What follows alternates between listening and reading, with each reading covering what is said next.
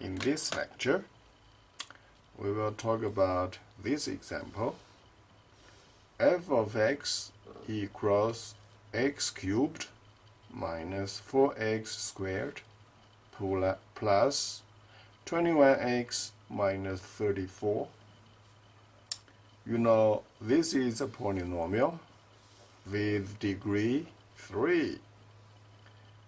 So we need to find all zeros of f of x. Sometimes here maybe 4, maybe 5. Then it's going to be more complicated. And here we may start with rational roots. If p over q is a rational root, then p has to divide this constant, and q has to divide the leading coefficient of x cubed, which is 1. Okay, because x cubed is 1 times x cubed. So q is an integer divides 1, then q has to be positive or negative 1. So basically it tells us that denominator is either positive or negative 1. Basically it says is that p divides 34 and q is just like 1. So it's like if is a rational root, then it has to be an integer, okay, because denominator is either negative or positive. Then here you may write like this: q has to be either positive or negative 1. Okay, so p divides 34. It tells us those are the possibilities of p. Oh, you know, there are more. But 34 could also be. 34 divides 34. Okay. Now, and then there are 8 possibilities. You see positive, negative. If you have a calculator, you can try it. All of them. Okay. But here we can try f of 1 and f of 2. You plug in 1 here, 1 cubed, negative 4x, 1 is x now, and then plus 21 times 1 minus 34, the answer is negative 16, which is not 0. But you may try f of negative 1. I don't want to try that because I know I tried before I write this. I plug in 2 here, f of 2. So 2 cubed minus 4 times 2 squared plus 21 times 2 minus 34. I know this is going to be 0. Okay, you see 21 times 2 is 42 plus 8 is going to be 50. Okay, and here negative 4 times 2 squared is also 4, so it gives us negative 16. And here there is another negative 34, so the negative number together is negative 50, together is 0 altogether. Now, since f of 2 is 0, then by factor theorem, f of x has a factor x minus 2. So basically it says that if f of 2 is 0, then you know x minus 2 is going to divide this one. Divide into it.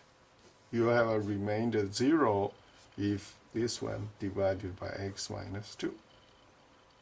Okay? Yeah. So basically you may say one may start with rational roots.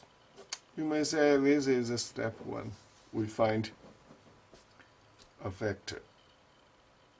Now, step 2,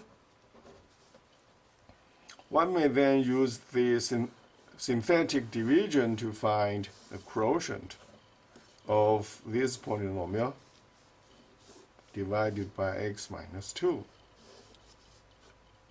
Okay, how? You see, the steps are right here. Again, here is 1. You want to put 1 here, -4 here, 21 here, -34 here. And x minus 2, minus 2, you want to put 2 here. So you do is take 1 down, 2 times 1 put here, -4 plus 2, -2, -2 times 2, -4, add together, positive 17, 2 times 17, positive 34, add together is 0, so remainder is 0, and the quotient is 1 times x squared, -2x, 17, a constant. So this will be the quotient from here, from here. So the original polynomial can be written as quotient, this one, times the remainder. Yeah. Okay. So this one actually can be factored into a quadratic polynomial times an inner factor, x minus 2. Okay. So if you plug in x here, it's like you can, if you plug in 2 here, you can plug in 2 everywhere here. Replace x with 2. Yeah, so, you know, here replace x with 2, you have 2 minus 2 is 0. That's why we say f of x. Here is our f of x. If you plug in 2 here, then everywhere x will be replaced by 2. And then you see this x replaced by 2, 2 minus 2 is 0. That's why, again, we say when f of 2 is 0, you then have x minus 2 here, because you plug in 2 here, 2 minus 2 is 0. This will lead this polynomial 0. Okay? Yeah, that's basically factor theorem says that. Yeah, if you plug in 2, 0 here, then something times x minus 2. Okay? So, now this is step 2. We know x minus 2, this one, is a factor, so for sure then 2 is the root. 2 is the root. The thing is that how we are going to find the zeros or the roots for this one. And then we got to use the quadratic formula, since this is the quadratic polynomial. So you got to review that, and here I apply it directly. That's negative b. b is -2. So negative, you have a positive 2. Okay? Because quadratic formula is -b. So b here is -2. Plus minus b squared minus 4ac. b squared is -2 squared, so it's 4. And 4a is 1, and c is positive 17. So -2 squared is 4. 4 times 1 times 17 is 68. Negative, you keep it. Okay. Or is divided by 2 times a. Yeah, 2 times a is 1, so you have a 2 here. 4 minus 68 is negative 64. Okay, and you copy these two down here. Keep all rest of them are the same. Remember, radical negative 64 is radical 64 times radical negative 1. But here, recall negative 1, choose the square root is I, imaginary unit. And then radical 64 is 8. Okay, so 2 here, 2 divided by 2, you have 1. 8 divided by 2, you have 4, and you keep I. Okay, yeah. So here the reason is 8, I is 8 times I. And here is add, 2 add or plus or subtract. So that's why this 2 divided by this 2 is 1. And here the multiply, you use 8. 8 divided by 2, that's 4i. And keep I. So that's the root. And then, you know, previously 2 is the root. You got x minus 2. Okay? Yeah, you have f of 2 is 0, so x minus 2.